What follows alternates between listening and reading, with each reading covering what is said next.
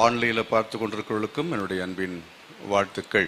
அப்போஸ்தலர் நடபடியின் புஸ்தகம் 1ஆம் அதிகாரம் 8வது வசனத்தில் என்ன சொல்லப்பட்டிருக்கிறது? பரிசுத்த ஆவி உங்களிடத்தில் வரும் பொழுது நீங்கள் பலனடைந்து எருசலேமிலும் யூதேயா முழுவதிலும் சமாரியாவிலும் பூமியின் கடைசி பரியந்தமும் எனக்கு சாட்சிகளாய் இருப்பீர்கள் என்றார். நம்முடைய செய்தியுடைய தலைப்பு என்ன? சாட்சிகளாய் இருப்பீர்கள். சத்தமா சொல்லுங்க. இருப்பீர்கள் சொல்றாங்க, நீங்க சாட்சிகளா இருப்போம்னு சொல்லுங்க. இன்னும் கொஞ்சம் சத்தமா சொல்லுங்க. இன்னும் கொஞ்சம் சத்தமா சொல்லுங்க. இன்னும் சொல்லாதவங்களும் சேர்ந்து சொல்லுங்க. சாட்சிகளாய் சாட்சிகளாய். ஆமென். அல்லேலூயா. அப்போஸ்தலர் நடபடி புஸ்தகம் எத்தனை பேர் படிச்சிருக்கீங்க? ஒரு 4-5 பேரா? நல்ல கை வைத்துக்க. அப்போஸ்தலர் நடபடியின் புஸ்தகம் படிச்சோங்கிறவங்க ஒரு முறையாக படிச்சிருக்கீங்களா? படிச்சோங்கிறவங்க நல்ல கை, உண்மையை சொல்கிறவங்க நல்ல கை வைத்துங்க. பொய் சொல்கிறவங்க கை கீழே போட்டுக்குங்க. பாதி கொஞ்சம் கொஞ்சம் படித்தோங்கிறவங்க இப்படி வைங்க. நல்லா படித்தோங்கிறவங்க நல்ல கை வைத்து காட்டுங்க பார்க்கலாம். தோத்துறோம். கரெக்டாக செய்கிறீங்க. சில ஆட்கள் இப்படி, சில ஆட்கள் இப்படி, சில ஆட்கள் இப்படி, சில ஆட்கள் கை உயர்த்தலை. அதுலேருந்து விளங்குது. ஒரு முறை நீங்கள் எப்படியோ கட்டன்னு வாசித்திருப்பீங்க. வாசிக்கிறது நான் கேட்கல, படித்தவர்களை கேட்டேன். வாசிக்கிறதுங்கிறது வேற, படிக்கிறதுங்கிறது வேற. படிக்கும்போது கேள்வி கேட்டு படிப்போம். இது யார் எழுதினது? எழுதினவர் யார்? அப்போஸ்தலர் எழுதினவர் லூக்கா. இதில் சொல்லப்பட்ட முதல்ல விஷயம், இயேசு கிறிஸ்து உயிரோடு எழும்பி அவர் 40 நாள் இந்த உலகத்தில் இருந்தபோது அவர் என்ன செய்தார்? சீஷர்களுக்கு, அப்போஸ்தலர்களுக்கு சொல்லி உபதேசித்தவைகள் எடுத்துக்கொள்ளப்படும் முன்பாக சீஷர்களை பார்த்து சொன்ன அநேக காரியங்களே மிக முக்கியமான ஒன்று, நீங்கள் காத்திருங்கள். மற்றும் நல்ல எதற்காக? பரிசுத்த ஆவியை பெற்றுக்கொள்வீர்கள். பெற்று பலனடைந்து நீங்கள் சாட்சிகளாய் மாறுவீர்கள் என்று இயேசு சொன்னார். கரங்களை வைத்து கர்த்தரை மகிமைப்படுத்துவான். அதனால தான் உங்களுக்கு இது வாக்குத்தத்தம் அப்படிங்கிற மாதிரி புரியவில்லை, தெரியவில்லை. இது பவுல் சொன்னது எப்படி நமக்கு வாக்குத்தத்தமாக இருக்க முடியும்? நமக்கு தெரிஞ்சதெல்லாம் என்னன்னா, சுவிசேஷத்தை தாண்டி உள்ள புஸ்தகம் எல்லாமே பவுலுக்கு சொந்தம் அப்படி என்று நம்ம நினைக்கிறோம். இல்லை, இயேசு சொன்னார். சாட்சிகளாக இருப்பீர்கள் என்று இயேசு சொன்னார். ஆமீன் சொல்றவங்க மட்டும் கரங்களை வைத்து சொல்லுங்க பார்க்கலாம். நல்ல சத்தமாக சொல்லுங்க. எல்லா கையும் உயரட்டும். அப்போ இயேசு சொன்னது சாட்சிகளாய் இருப்பீர்கள். இப்போ சாட்சிகளாய் இருப்பீர்கள் என்று இயேசு சொன்னார். நம்ம சாட்சிகளாய் அவர்கள் இல்லைங்கிறதுனால தான் அவங்கள சொன்னார். நம்ம சாட்சிகளாய் இல்லை என்பவர்களை பார்த்து தான் சொல்கிறார், நீங்கள் சாட்சிகளாய் இருப்பீர்கள். சீஷர்கள் அன்றைக்கு சாட்சிகளாய் இருந்தார்களா? 3.5 வருஷம் இயேசுவோடு கூட இருந்தார்கள். இயேசு கிறிஸ்துவோடு கூட இருந்தார்கள், புசித்தார்கள், அவர்கள் ஊழியத்தை பார்த்தார்கள், அற்புதங்களை பார்த்தார்கள், வசனங்களை கேட்டார்கள். ஆனால் அவர்களுக்குள்ளே ஒரு மாற்றம் வரவில்லை. அதே விதமாகத்தான் நீங்களும் இருக்கிறீங்களோ, நானும் இருக்கிறேனோ அப்படிங்கிற மாதிரி ஒரு எண்ணம் உங்களுக்குள்ள வரணும். அப்படின்னா அது நல்ல எண்ணம். நான் சாட்சியா இருக்கிறேனா அப்படிங்கிறத என்ன செய்யணும்? ஒரு கேள்வி கேட்கணும். எத்தனை பேர் இந்த கேள்வி கேட்க விரும்புறீங்க? கை வச்சு சொல்லுங்க. நான் சாட்சியா இருக்கிறேனா? கேளுங்க திரும்ப. நான் சாட்சியா இருக்க, உங்களை பற்றி நீங்களே கேளுங்க. உங்க மனசாட்சி மனதில் கேளுங்க, அந்த கேள்வியை கேளுங்க. நான் சாட்சியாய் இருக்கிறேனா? நான் சாட்சியா இல்லை. அதனால தான் அவர் சொல்றாரு, சாட்சிகளாய் இருப்பீர்கள். அர்த்தம் என்னன்னா, நீ சாட்சியா இல்லை, நீங்களாம் நரகத்துக்கு போவீங்க அப்படி இப்படி என்று ஆண்டவர் என்ன செய்யவில்லை, அவர்களை பற்றி சொல்லவில்லை. சாட்சிகளாய் இருப்பது என்பது எளிதான காரியம் அல்ல. ஆகையினால நீ சாட்சியா இருக்க முடியவில்லை. சாட்சியா இருக்கக்கூடாது அப்படின்னு எத்தனை பேர் நினைக்கிறீங்க? நான் சாட்சியா இருக்கக்கூடாது. சாட்சின்னு அர்த்தம் என்ன தெரியுமா? நல்ல பெயர் வாங்கிறது. பாராட்டு பெறுதல், அங்கீகாரம் அடைதல், நற்சான்றிதழ் பெறுதல், இதெல்லாம் அந்த பதங்கள்லாம் அதற்கு கொடுக்கப்பட்டிருக்கிறது. இப்படிலாம் எங்களுக்கு வேண்டாம். எத்தனை பேர் விரும்புகிறீங்க உங்கள் புருஷன் எப்போவுமே என்ன செய்யணும்னு சொன்னால் குறை சொல்ல வேண்டும், குற்றம் சொல்ல வேண்டும் அப்படி என்று விரும்புகிற சகோதரிமார் கொஞ்சம் கை வைத்து காட்டுங்க பார்க்கலாம். ஒருத்தர் இருக்க மாட்டீங்க. உங்கள் ஆஃபீஸர் உங்கள் வேலை செய்கிற இடத்துல எப்போதுமே அவர் உங்களுடைய தவறுகளை, நீங்கள் சரியில்லாததை அவர் காண்பிக்க வேண்டும், சொல்ல வேண்டும். என்றைக்கும் உங்களுடைய மேலதிகாரத்தை திட்டு வாங்குறதான ஆட்கள் எத்தனை பேர் இருக்கீங்க? பிரதர் கை வைத்துனீங்க, தெரிஞ்சுதானா? ஆமாம், அவர் உண்மையை சொன்னார். ஆனால் இங்கே இருக்கிற அத்தனை பேரும், அத்தனை சகோதரிமாருக்கும் பொருந்தும். வீட்டில் புருஷன் திட்டுறது, புருஷன்மார் மட்டும் விலக்கு கிடையாது. எத்தனை புருஷன்மாரை மனைவிமார் திட்டுறாங்க. நீ எல்லாம் ஒரு மனுஷனா ஐயா? டெய்லி கேட்குறோம், கேட்க இல்லையா? எத்தனை விஷயங்களில் நம்ம லட்சணம் யாருக்கு தான் நல்லா தெரியும்? மனைவிக்கு தான் நல்லா தெரியும். மனைவிக்கு தான் நம்ம லட்சணம் நல்லாவே தெரியும். உங்கள் புருஷனுக்கு தான் உங்கள் லட்சணம் நல்லாவே தெரியும். பெற்றோருக்கு கேட்குறேன், உங்கள் பிள்ளைங்க உங்கள் பாராட்டுவாங்களா? எத்தனை பெற்றோர் நீங்கள் சொல்லுவீங்க, எங்கள் பிள்ளைங்க ரொம்ப நல்ல அப்பா நல்ல அம்மான்னு எங்களை பாராட்டுகிறார்கள் அப்படி என்று சொல்லி உண்மை சொல்லக்கூடிய ஆட்கள் எத்தனை பேர் இருக்கிறீங்க? இன்னைக்கு கை வைத்துற கூட்டம் தான். அடிக்கடி கை வைத்த சொல்லுவேன். கேள்வி பதில் எப்போவுமே நல்லது தான். என் பிள்ளைங்க என்ன பாராட்டக்கூடிய நல்ல பெற்றோராய் நான் இருக்கிறேன் அப்படின்னு சொல்கிற பெற்றோர்கள் இங்கே இருக்கிறவங்க இந்த பக்கம் அந்த பக்கம் சேர்ந்து கை வைத்து காட்டுங்க பார்க்கலாம். அப்போ நம்ம பாராட்டப்பட வேண்டாம் என்று நம்ம நினைத்தோமா? பாராட்டப்பட வேண்டாம் என்று நினைத்தோமா?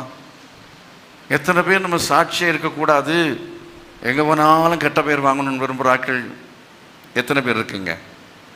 எங்கே போனாலும் கெட்ட பேர் தான் வாங்கணும் அப்படிங்கிறவங்க கெட்ட பேர் வாங்கிட்டு இருக்கீங்க, அது வேற. ஆனால் அது விரும்பியாக வாங்குறீங்க.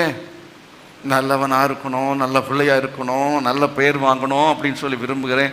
இந்த பாஸ்டர் நல்ல என்ன வச்சுக்கணும், நல்ல பேர் வாங்கணும்னு பாஸ்டர்ஸ் விரும்புவாங்க. ஆனாலும் அப்பப்போ டோஸ் விழும். சிரிக்கிறாங்க. அப்பப்போ டோஸ் விழும். ஆனால் சில சமயத்தில் பாராட்டவும் செய்வேன். சில சமயத்தில் முதல்ல திட்டிட்டு அப்புறம் பாராட்டுவேன். சில சமயத்தில் பாராட்டிட்டு அப்புறம் திட்டுவேன். ரெண்டும் இருக்கும். ஆகவே நம்மால் முழுமையாக நம்ம ஒரு பாராட்டுதற்குரியதான நிலையில் மனுஷங்கிட்டையே பாராட்ட பெற முடியலைன்னா அவர்கிட்ட பாராட்ட பெறணுன்னா ரொம்ப ரொம்ப ரொம்ப ரொம்ப ரொம்ப கஷ்டம். ரொம்ப ரொம்ப கஷ்டம். 24 மணி நேரம் நம்ம பார்த்து கொண்டிருக்கிறார், எல்லா காரியங்களையும் கவனித்து கொண்டிருக்கிறார். அப்படி என்றால் அவரிடத்தில் இருந்து நற்சாட்சி பெறுவது என்பது மிக கடினம். அப்படி என்றால் நற்சாட்சி பெறவே முடியாது. அப்படித்தானா? நம்ம நினைத்து நம்மால் நற்சாட்சியோடு வாழ்வது, இல்லைன்னா சாட்சியாக இருப்பது, எல்லாரிடத்திலும் அங்கீகாரத்தை பெற்று வாழ்வது என்பது கடினமான காரியம், இயலாத காரியம். ஆகவே தான் இயேசு சொன்னார், 3 வருஷம் கூடவே இருந்தீர்கள், எத்தனை டோஸ் வாங்கினீங்க? ஒரு சமயத்தில் பேதுரு பார்த்து சொன்னார், எனக்கு பின்னாக போ சாத்தானே.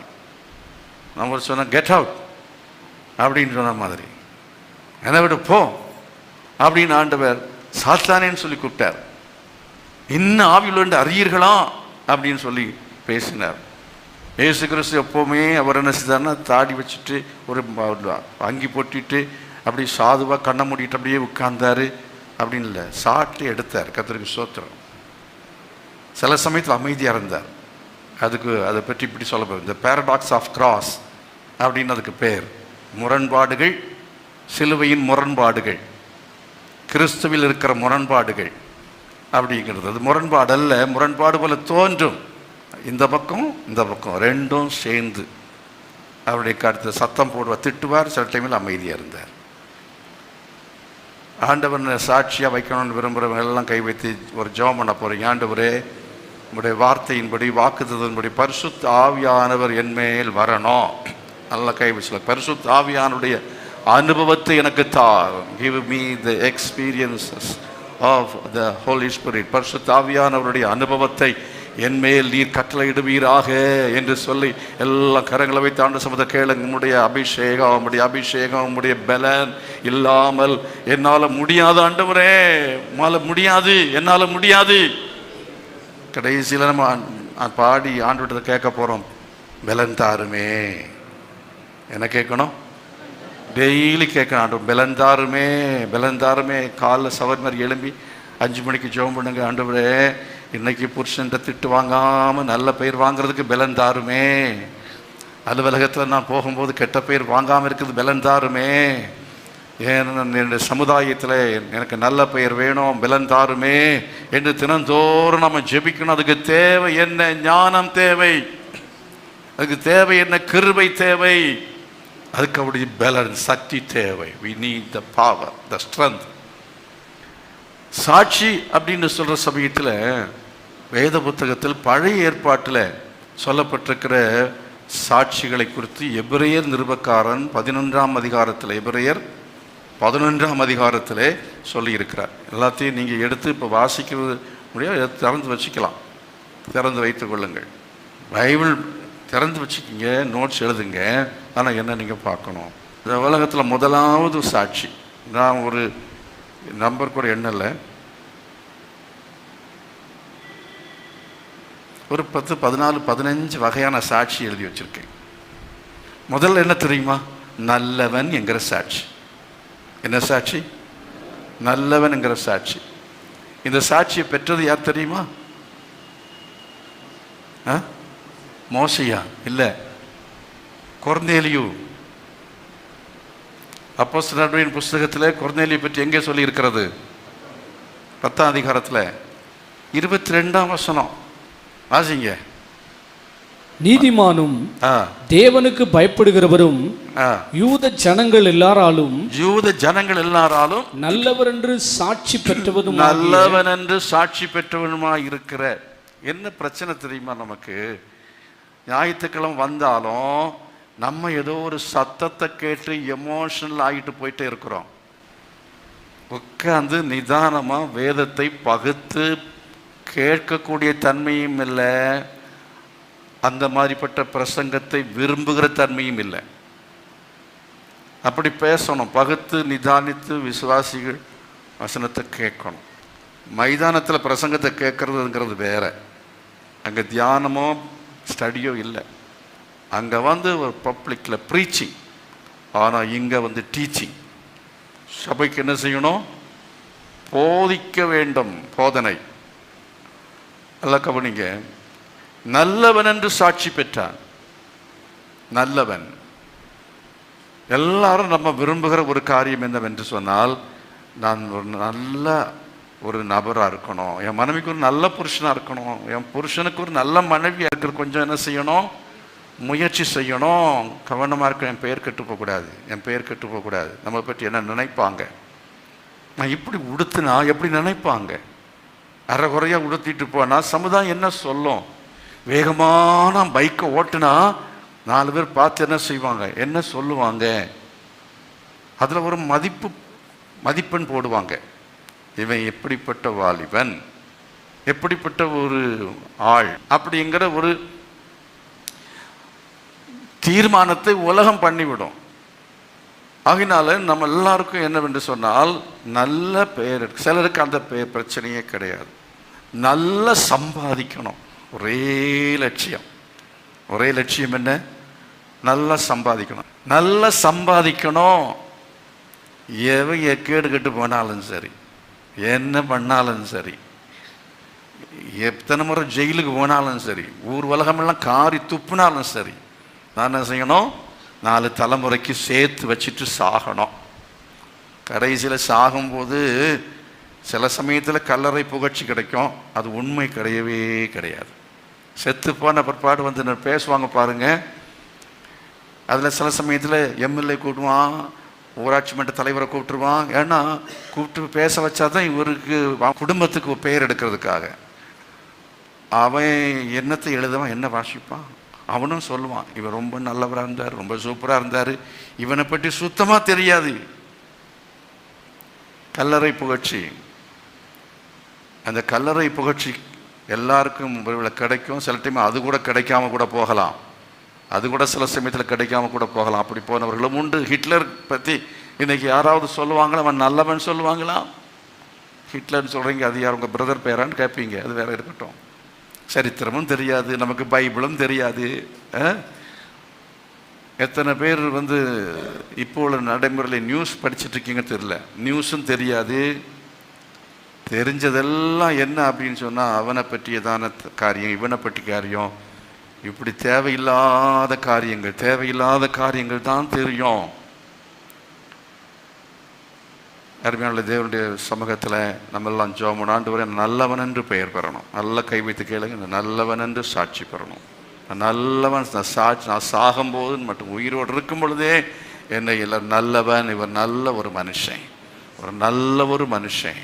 நல்ல ஒரு சகோதரி, நல்ல ஒரு சகோதரன் அப்படின்னு சொன்ன, நல்ல ஒரு கணவன், நல்ல ஒரு மனைவி, எனக்கு நல்ல ஒரு அப்பா அப்படின்னு சொல்ல வேண்டும் என்று எத்தனை பேர் விரும்புகிறீர்கள்? சத்தமாக கை வைத்து ஆமைன்னு சொல்லுங்க பார்க்கலாம். அருமையானவர்களே, இப்போ நல்லவன் என்று சாட்சி பெறுவது என்கிறது ஒரு முதல் ரகம். அது த பிகினிங். அது என்னன்னு சொன்னால் த லாஸ்ட் அல்ல, த மோஸ்ட் அல்ல. அது என்னன்னா அது ஒரு சாதாரண நிலை தான், சாதாரண நிலை. வேதத்தில் சொல்லப்பட்டிருக்கிறதுல அந்த கொர்நேலியு அவன் ரட்சிக்கப்படும் முன்பு, அபிஷேகம் பெறும் முன்பு, அவன் கிறிஸ்தவன் ஆகிறதுக்கு முன்பதாக அவன் நல்லவனாயிருந்தான். எப்படி நல்லவனாயிருந்தான்? அவன் வீட்டார் அனைவரோடும் தெய்வ பக்தின்னு சொன்னால் என்ன? அவன் ஏதோ ஒரு கடவுள் பக்தி, சரியா சொல்ல போன என்ன பக்தி? கடவுள் பக்தி. அவனுக்கு கடவுள் அப்படிங்கிற ஒரு பக்தி இருந்தது, கடவுள் என்கிற ஒரு பயம் இருந்தது. இப்போ கடவுளுக்கு பயம், மனசாட்சி அவனுக்கு இருந்தது. அப்போ அதன்படினால என்ன செய்வான் என்றால் அவன் ஜெபம் பண்ணுவான். அப்போ ஜெபம் பண்ணுவான்னு சொன்னால் இப்படியும் எடுக்கலாம், அப்படி எடுக்கலாம். அவன் எப்படி ஜெபம் பண்ணியிருப்பான்? முதல்ல அவன் ஒரு யூதன் அல்ல, அவன் கிறிஸ்தவன் அல்ல. ஜெபம் என்பது எல்லாருக்கும் பொதுவானது. சாமி கும்பிடுற ஆள் அப்படின்னு சொல்லலாம். ஒழுங்காக என்ன செய்வான்? ஒரு டெம்பிள் போவான், கோயிலுக்கு போவான், அதே மாதிரி தான தர்மங்கள்லாம் செய்வான். அப்படி என்று சொன்னால் அவன் பக்தி உள்ளவன். நல்ல பட்டை அடித்து ஒரு ஆள் நடக்கிறார்னா ரொம்ப பக்தியானவர் சொல்கிறோமா இல்லையா? அந்த விதத்தில் அவன் ஒரு நல்ல ஒரு பக்திமானாய் சன்மார்க்கனாய் இருந்தான். அப்படி இருக்கிற சமயத்தில் அவன் கிறிஸ்துவை குறித்த கிறிஸ்தவ மார்க்கத்தை பற்றி காரியங்கள் எல்லாவற்றையும் அவன் கேள்விப்பட்ட பொழுது அவனுக்கு அதன் மேலே ஈர்ப்பு உண்டாயிற்று. கரங்களை விட்டு கர்த்தர் மையப்படுத்துவான். அவன் அடுத்த நிலைமைக்கு அவனை கர்த்தர் இப்பொழுது வழி நடத்துகிறதை பார்க்கிறோம். நல்லவன் என்கிற அந்த சாட்சி இருந்து அடுத்த நிலைமைக்கு அவன் போனான். என்ன அடுத்த சாட்சி? நல்ல கிறிஸ்தவன். சத்தமோ ஆமீன் சொல்லுமா? சத்தமோ ஆமீன் சொல்லுமா? நல்லவன் என்கிற சாட்சி பெற்றுட்டா பரலோகத்துக்கு போக முடியாது. பிரசங்கியின் புஸ்தகம் சொல்லுகிறது, சன்மார்க்கனுக்கும் துன்மார்க்கனுக்கும் ஒரே நியாய தீர்ப்பு. நீ சன்மார்க்கனாய் நல்லவன் என்று பெயர் எடுத்ததுனாலே நீ பரலோகத்துக்கு போவாய் என்று நிச்சயம் கிடையாது. நல்லவர்கள் எல்லாருக்கும் அங்கே பரலோகம் அப்படின்னு நினைத்து விடாதிருங்கள். நல்லவர்களுக்கு அல்ல பரலோகம். இரண்டாவது அவனுடைய சாட்சி என்னவென்றால் நல்ல கிறிஸ்தவன் என்கிற சாட்சியை பெற்றான். கரங்களை வைத்து கர்த்தர் மையப்படுத்துவான். இப்போ நல்ல கிறிஸ்தவன் என்கிற சாட்சி எத்தனை பேர் பெற வேண்டும் என்று விரும்புகிறீர்கள்? ஆமென். கிறிஸ்தவன் என்கிற சாட்சி வேற, நல்ல கிறிஸ்தவன் என்கிற சாட்சி வேற. இவன் கிறிஸ்தவன் சிலுவை போட்டுட்டு கல்லுக்கடியில் போய் அப்படி டம்ளரை குடிக்கும்போது அந்த சிலுவைக்கு ஞானஸ்தானம் கொடுப்பான். கல்லில் சாராயத்தில் சிலுவையை போட்டுட்டு எல்லா அக்கிரமத்தையும் செய்வான். அதாவது பைபிள் பெயர்லேயே கல்லுக்கடைக்கு பெயர் போடுவான். எபனேசர் கல்லுக்கடை. புரியுதா? வீட்டில் நாய்க்கு பீட்டர் சிலவங்க வச்சுருக்காங்க. இந்த ஆட்கள் எல்லாத்தையும் ஆண்டவர் நரகத்துக்கு தான் அனுப்புவார். பேதுரு பெயரை நாய்க்கு வச்சுருக்கான், கிறிஸ்தவன் வச்சுருக்கான். இவன் நல்ல கிறிஸ்தவனா? இல்லை, நல்ல கிறிஸ்தவன் அல்ல. ஆகவே நல்ல கிறிஸ்தவன் என்று சாட்சி பெற வேண்டும் என்றால் என்ன செய்யணும்? அவன் ரட்சிக்கப்பட வேண்டும். ராமேன் சொல்லுங்களா? எல்லாரும் சொல்லுங்க. நல்ல கிறிஸ்தவன் என்று பெயர் பெற வேண்டும் என்று என்ன செய்யப்பட வேண்டும்? ரட்சிக்கப்பட வேண்டும். ரட்சிப்பு வேணும். இப்ப இதை பற்றி இவனுக்கு ஒன்றும் தெரியாது. ஆசை, என்ன ஆசை? இவன் ஒரு நல்ல கிறிஸ்தவனாய் வாழணும் என்கிற ஆசை இருந்தபடினாலே அவன் என்ன செய்கிறான் என்று சொன்னால், இப்பொழுது அவனும் உபவாசம் பண்ணுகிறான். உபவாசம் பண்ணி விரதம் இருக்கிறான். விரதம் இருந்து அவன் கடவுள்கிட்ட ஜெபம் பண்ணுறாங்க. எனக்கு இந்த கிறிஸ்தவ நான் மாறணும். இப்போ அவன் இயேசு கிறிஸ்துவை குறித்து அவன் கேள்விப்பட்டிருப்பான். அவன் கேள்விப்பட்டு இப்பொழுது அவன் இயேசுவிடத்தில் தெரிந்தது போல ஜெபம் பண்ணுறான். அவன் ஜெபம் பண்ணி கேட்குறான். இப்போ ஜெபம் பண்ணி கேட்கும், எனக்கு ஒரு நல்ல கிறிஸ்தவனாக வாழணும்ப்பா, எனக்கு வழிகாட்டுங்கள் என்று சொல்லி அவன் ஜெபிக்கும் பொழுது ஆண்டவர் அவனுக்கு வழிகாட்டினார். கரங்களை வைத்து கர்த்தரை மகிமைப்படுத்துமா. நம்ம முழங்கால் படி போட்டால் என்னத்துக்கு ஜெபம் பண்ணுவோம்? எதுக்காக ஜெபம் பண்ணுவோம்? ஆண்டவரே, எனக்கு 4 புடவை தான் இருக்கு, இன்னும் 2 புடவையை சேர்த்து தாரோம். ஜெபம் பண்ணுறோமா இல்லையா? இல்லையா? பண்ணுறீங்க.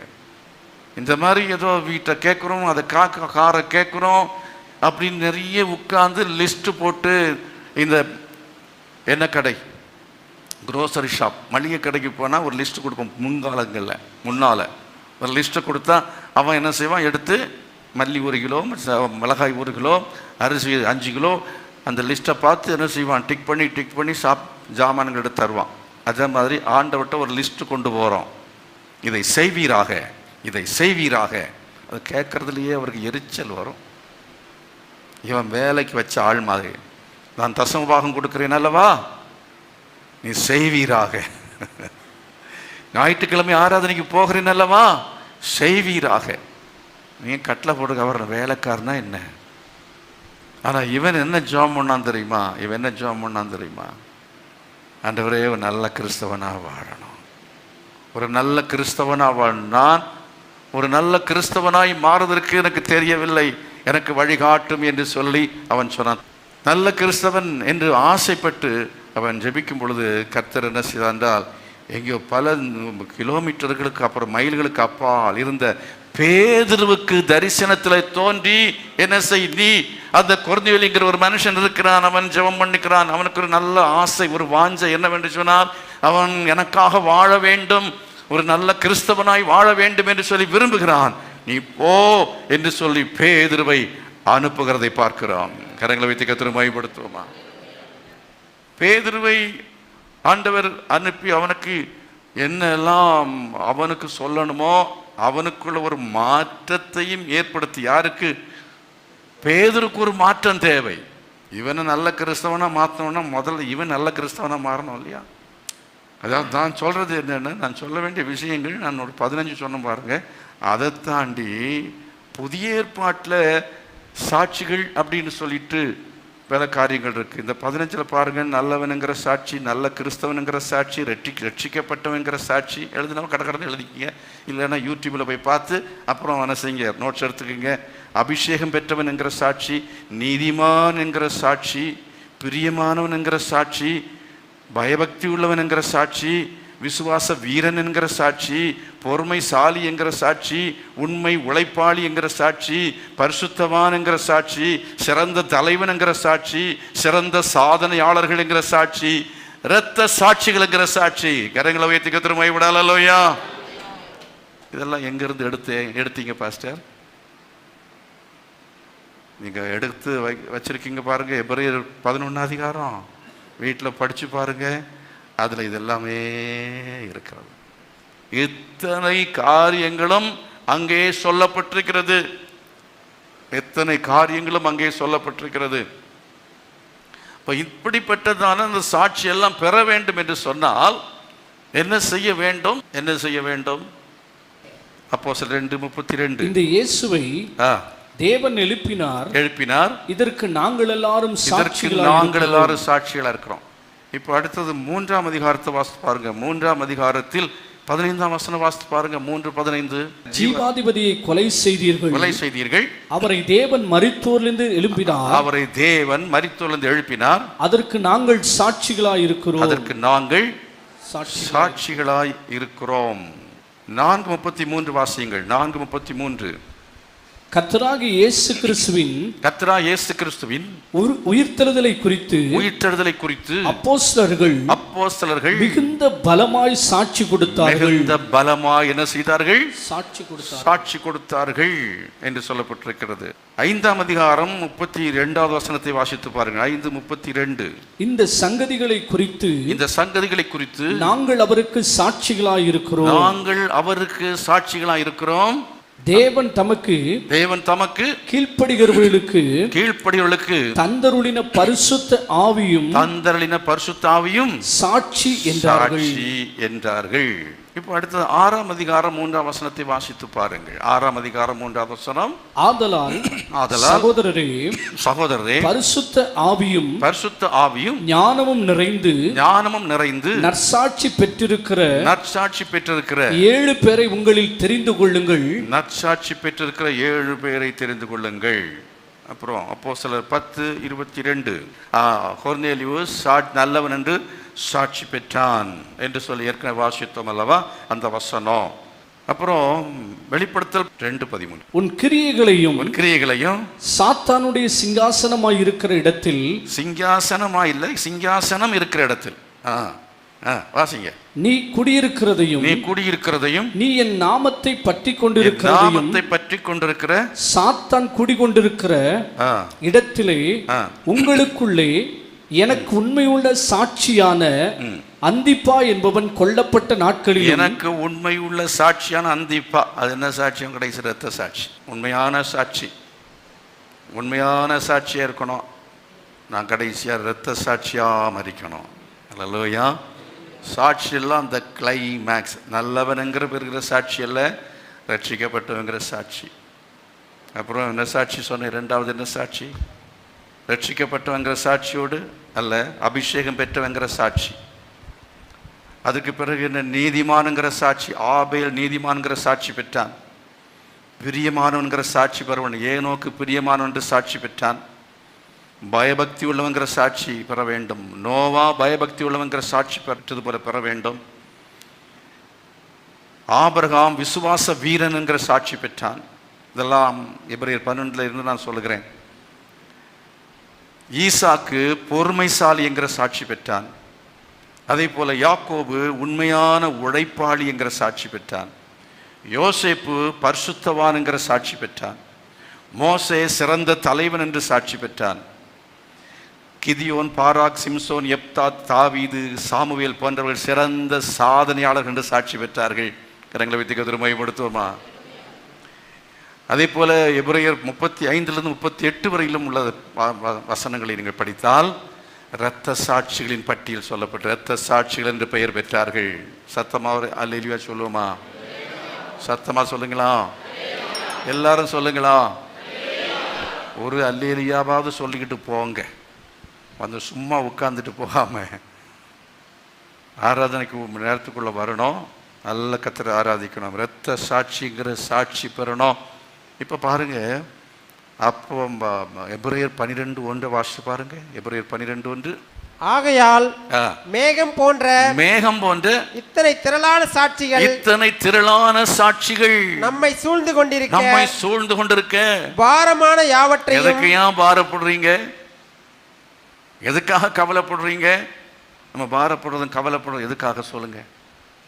நம்ம பாரப்படுவது எதற்காக? கவலைப்படுவது எதற்காக? இந்த ஒரு ஜான் வயிற்றுக்காக. இதற்கு ஆண்டவர் இந்த இத்தனை சாட்சிகளுக்கு அவங்களெல்லாம் போஷித்த தேவன் உங்களை போஷிப்பாரா? போஷிக்க மாட்டாரா? போஷிப்பார்னு உடனே சத்தமாக சொல்ல வேண்டாமா? போஷிப்பார்னு சொல்கிறவங்களாம் கை வைத்து நல்லா சொல்லுங்க. இவர்களை கைவிடாத தேவன் உங்களை கைவிடாமல் உங்களை காப்பாரா இல்லையா? வேதத்தில் சொல்லப்பட்ட அத்தனை பேர் பிள்ளைகளும் சந்ததிகள் பிறந்தாங்களா இல்லையா? கல்யாணம் ஆகாமல பிள்ளைங்க பிறந்தாங்க. இப்போ கல்யாணம் நடக்குமா நடக்காதா? உங்கள் சந்ததிக்கத்தில் ஆசீர்வதிக்க மாட்டாரா? யாக்கோபுக்கு ஆண்டவர் சொத்துக்களை சுதந்திரங்கள் கொடுத்தார், உங்களுக்கு கொடுப்பாரா? கொடுக்க மாட்டாரா? அவர் கொடுக்க செய்ய வல்லமுள்ளங்கிற ஆட்கள்லாம் கரங்களை வைத்து கர்த்தரை மகிமைப்படுத்துவார். எல்லாத்துக்கும் மேலே என்னென்னதெல்லாம் கொடுப்பாருங்க. ஆனால் ஒரு தலைவலி மாதிரி இருக்கு, எனக்கு கேன்சராக இருக்குமோன்னு பயமாக இருக்கு. போனா போகுது, என்னது என்னைக்கு ஒரு நாள் போகிறது. அது கேன்சரில் போனா என்ன, ஹார்ட் அட்டாக்கில் போனா என்ன, ஆனாலும் கர்த்தர் நீதிமானுடைய சாவை நல்லபடி தான் வைப்பார். நீங்கள் நல்லா இருந்தீங்கன்னா கர்த்தர் உங்களை நல்ல சாவு தான் தருவார். கர்த்தருக்கு ஸ்தோத்திரம். மரணத்தை பற்றி பேசாங்க பாஸ்டர், காலையில் பேசாதுங்க. நம்ம எல்லாரும் மறிக்க தான் போகிறோம், எல்லாரும் மறிக்கத்தான் போகிறோம்.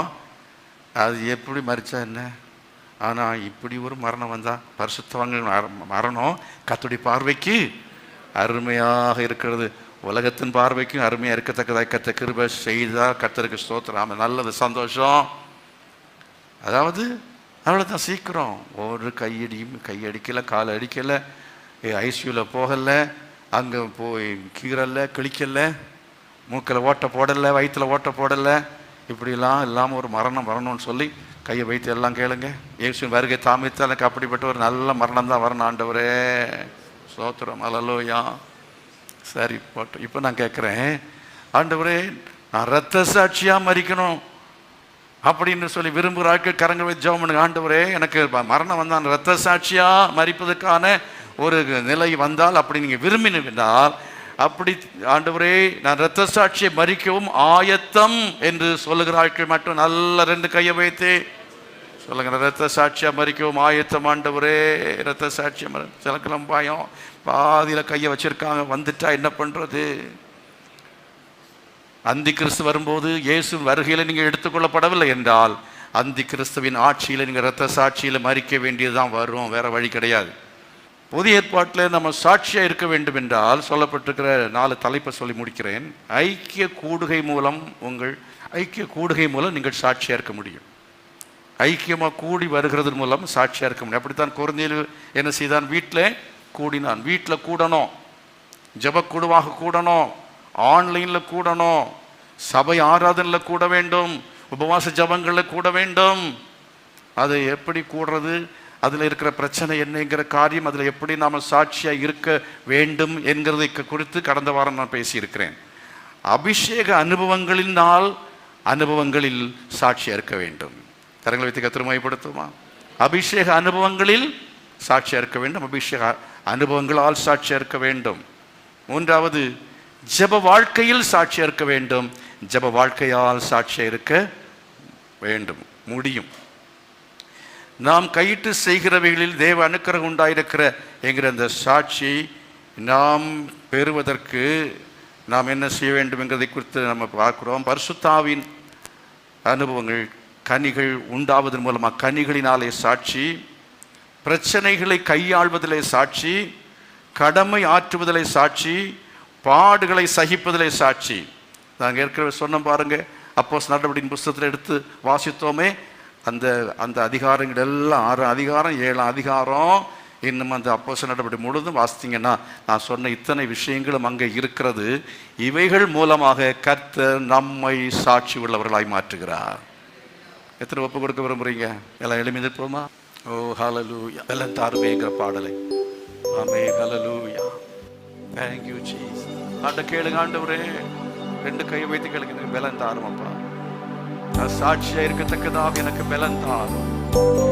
நல்ல கை வைத்து ஜெபம் பண்ணுங்க, கேளுங்க, எனக்கு பலன் தாரும், உடைய அபிஷேகத்தை தாரும், உடைய வல்லமையை தாரும். நான் சாட்சியா இருக்கணும் ஆண்டவரே, நான் சாட்சியா இருக்கணும். ஓ ஹல்லேலூயா.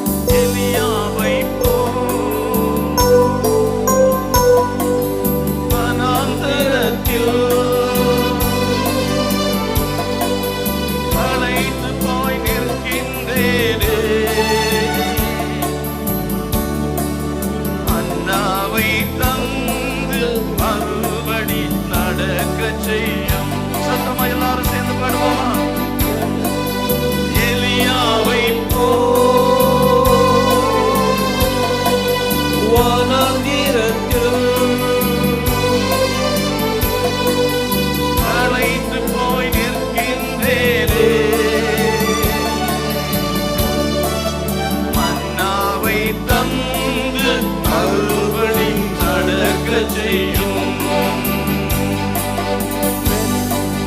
பலன் தாருமே. கைகளும் எல்லாரும் பலன் தாருமே. பலன் தாருமே. பலன் தாருமே.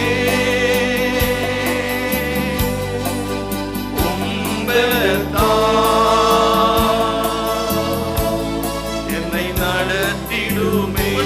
சத்தமா பலன் தாருமே. பலன் தாருமே. உம்பலத்தா என்னை நடத்திடுமே. மனிதர்களின் நிந்தனையா மனம் நொந்து நிற்கின்றேனே.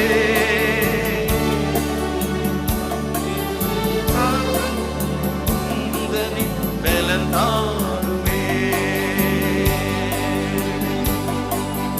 மனிதர்களின் நிந்தனையா மனம் நொந்து நிற்கின்றேனே.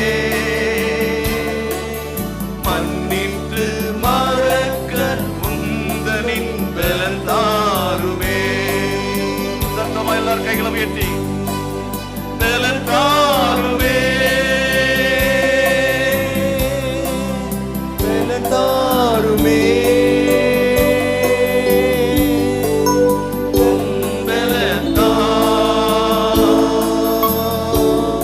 என்னை நடத்திடுமே. பலன் தாருமே. பலன் தாருமே. உம்பலத்தா என்னை நடத்திடுமே.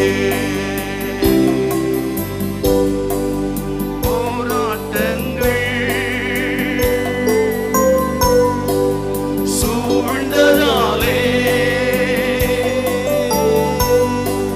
சோர்ந்து போய் நிற்கின்றேனே. சோராமல் ஓட இடமனம் அழித்திடுமே. எல்லாரும் பாடுவோமா? போராட்டங்கள் சூழ்ந்ததாலே சோர்ந்து போய் நிற்கின்றேனே. சோராமல் ஓட இடமனம் அழித்திடுமே. கைகளை வைத்து எல்லாம் கேட்க மாட்டோம். கேளுங்க. அபிஷேகத்தை பெற்றுக் கொள்ளுங்கள். பலன் தாருமே. பலன் தாருமே.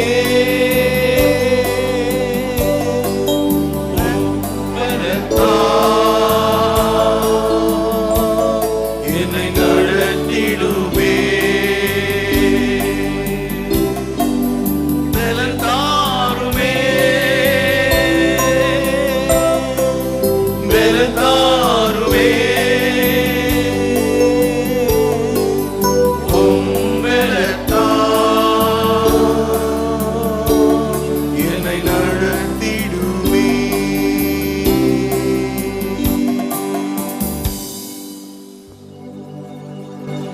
எல்லாரும் கண்களையும் முடிவனமாக தேவன் நமக்கு தந்த வார்த்தைகளில் நாம் நிலைக்கும்படியாக ஒப்பு கொடுப்போமா?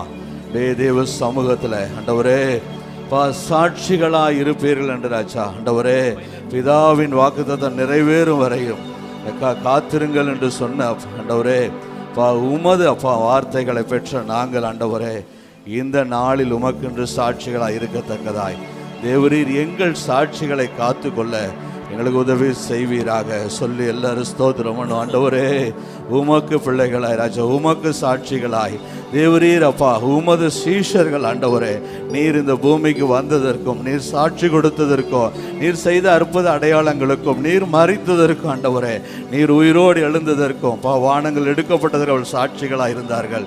நீர் ராஜனாய் வரப்போகிறதை அவள் அறிந்திருந்தார்கள். அப்பா பரிசுத்த ஆவியானவர் ஆண்டவரே, நீர் வரும் பொழுது எல்லாவற்றையும் சீர்படுத்த தேவரீர் உதவி செய்தீர். இப்பொழுதும் ஆண்டவரே எங்களை தாழ்த்துகிறோம், உமது ஆவியினால் எங்களை நிரப்புவீராக. சொல்லுங்களேன், எங்களை புதிதாக்குங்க ராஜா, எங்களை நிரப்புங்க ஆண்டவரே. தேவரீர் உமது பிரசன்னம் அப்பா எங்களை ஆட்கொள்ளட்டும். கடந்த நாட்களே இல்லப்பா, வரும் நாட்களுக்கு ஏற்ற சாட்சி உள்ளவர்களாய் நாங்கள் நிற்கத்தக்கதாய் தேவரீர் எங்களை பலப்படுத்துவீராக. உமது பலத்தினால் எங்களை இடை கட்டுங்க ஆண்டவரே. தகப்பனே, உமது பிள்ளைகளாக நாங்கள் சாட்சியாக இருக்கணும் ஆண்டவரே. அப்பா அநேக சாட்சிகளை, ஆதாரங்களை அப்பா தேவ மனுஷர்களை குறித்து அப்பா நாங்கள் கேட்டோம் ஆண்டவரே, வேதத்தில் வாசிக்கிறோம் ஆண்டவரே. அப்பா அதன் ஆழங்களையும் அவசியத்தையும் ஆண்டவரே நாங்கள் அறிந்தவர்களாய் வாழ தேவரீர் எங்களை தொடர்ந்து நடத்துங்க. வேத ஞானத்தினால் நிரப்பும்படியாய் செபிக்கிறோம் ஆண்டவரே. மறைவானவைகள் எங்களுக்கு வெளிப்படுத்துவீராக ஆண்டவரே. நாங்கள் அப்பா உமக்கேற்ற பிள்ளைகளாய் உம்மை குறித்து பேசத்தக்கதாய் ஆமென் கைகளை உயர்த்தி சொல்லுவோமா, உமக்கு சாட்சிகளாய் நிற்க ராஜா.